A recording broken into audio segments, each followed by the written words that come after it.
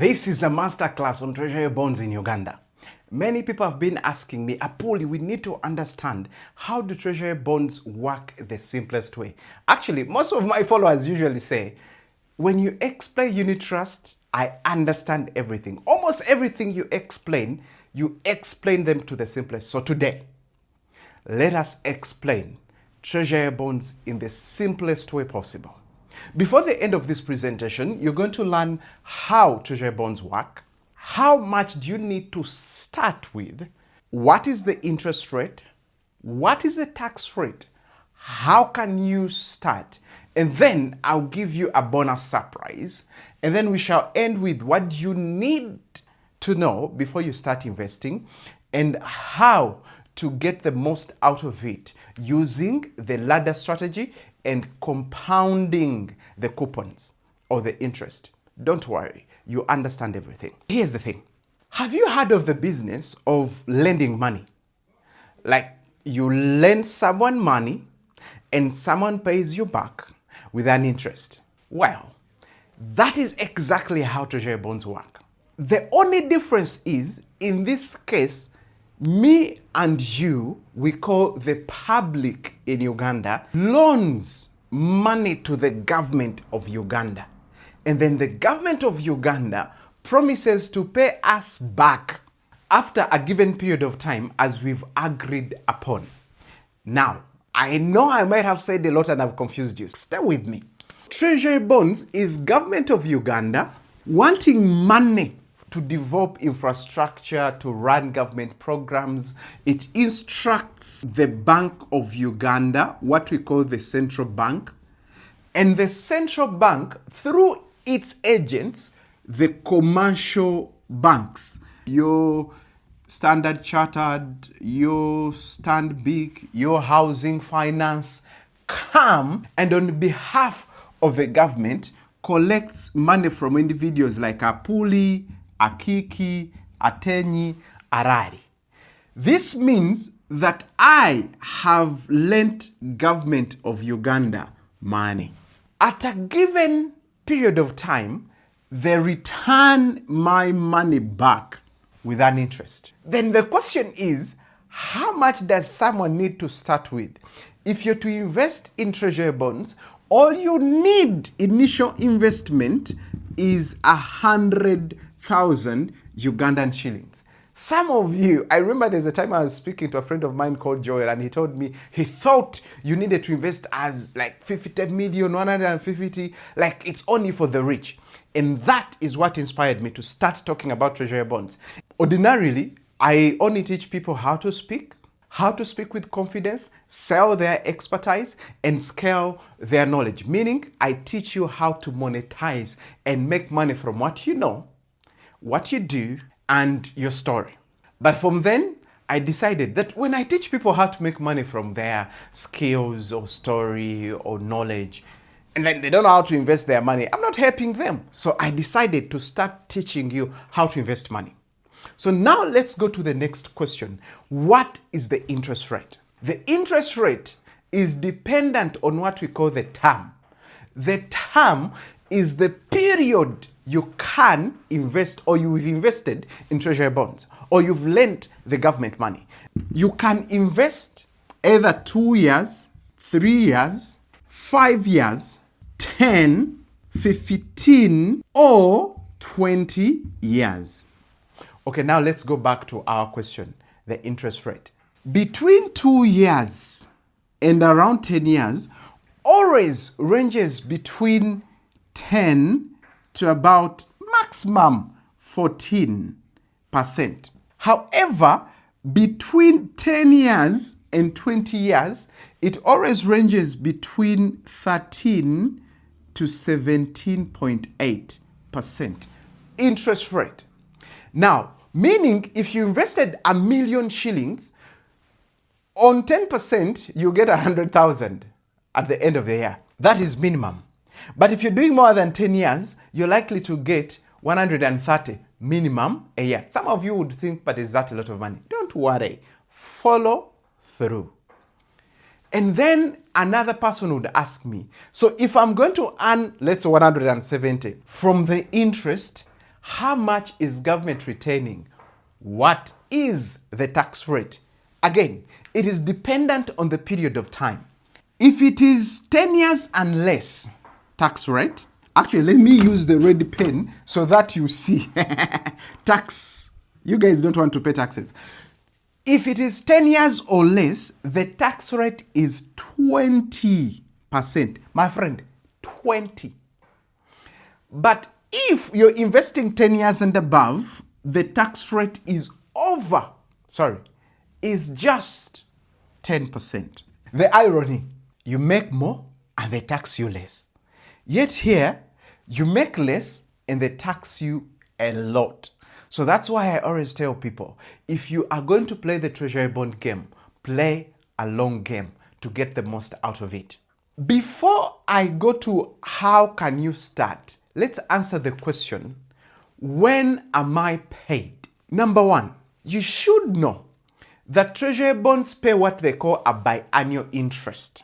Meaning, should you have invested 10 million and the interest rate you had gotten was 15%, it means at the end of the year, because this is a per annum interest, you'd have gotten 1.5 million.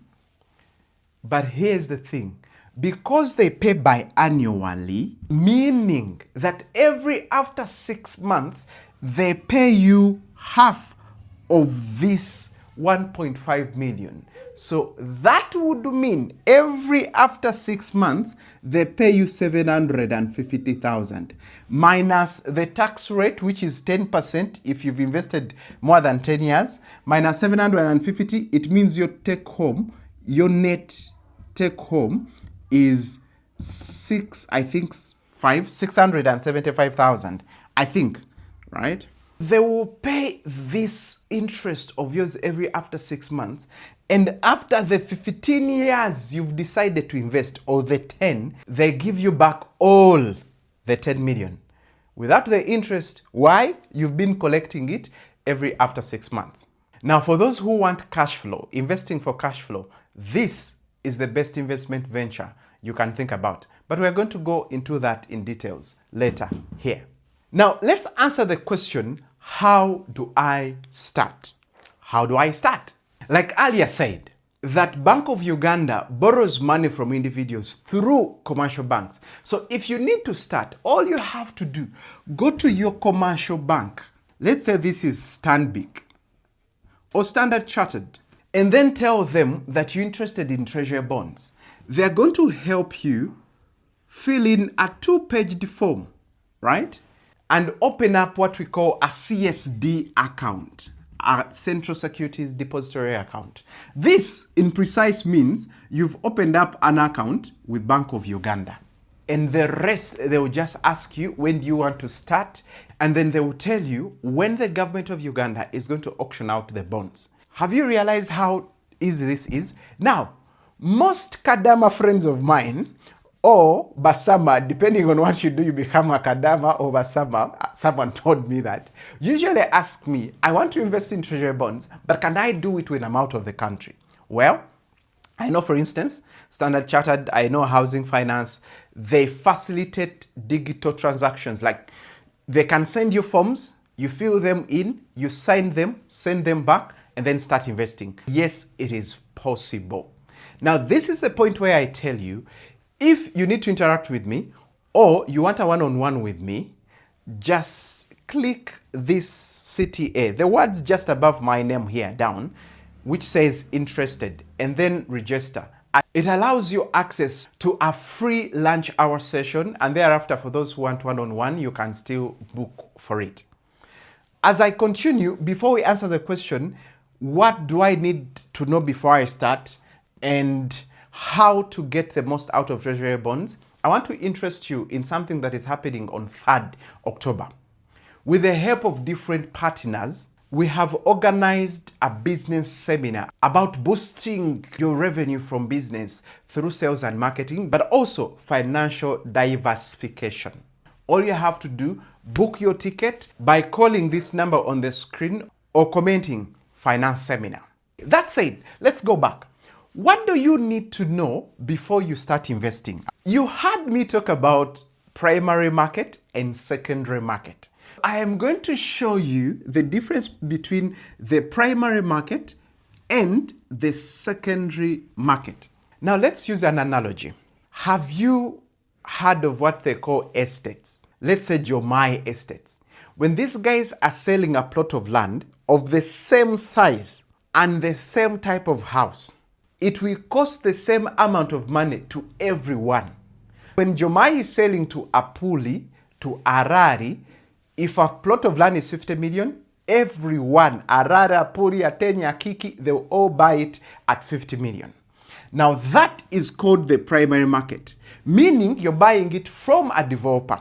However, if Apuli buys his estate at 50 million and after he wants to sell the plot of land, like he's no longer interested in sleeping in that estate, Apuli can sell that plot of land. And depending on the market price, factors of demand and supply, he can sell it either higher or lower.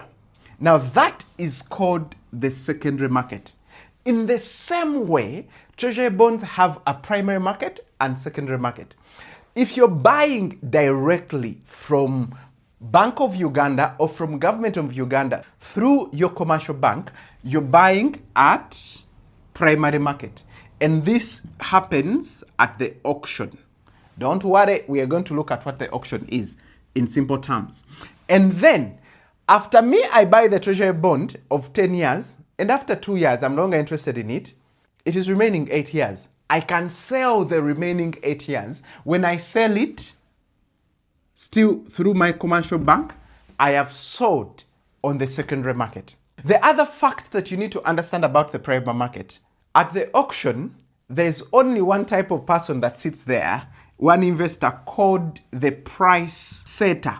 This price setter is a guy who is investing above 200 million. But the rest of us who are individuals, we are called price takers. Now, price taking means whatever comes out as a result is what we take. They negotiate, these guys negotiate on our behalf. So the interest rate that comes out, the tax rate that comes out, everything that comes out is what we take. So I don't want you to stress yourself with the price setter, the guy who sits at the table and negotiates with the government of Uganda. I just want you to always mind about the terms and conditions you're taking. If you're a person who wants to invest in the primary market, always insist. I've had many people say that they go to banks and then the banks wants to sell them secondary market bonds. They're okay. There's no problem buying here. All you have to consider, what are your returns? Which one is a better deal? But if you're a person who strictly wants to invest in primary market, insist. If they refuse, they're not the only service providers. Maybe before I go to the next fact, on secondary market, you can buy a treasury bond of any years.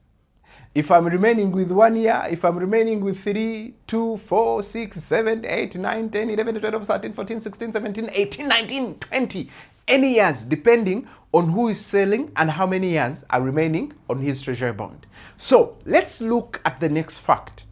This is the most important one to know. I've had many people who make noise about it because they didn't understand it.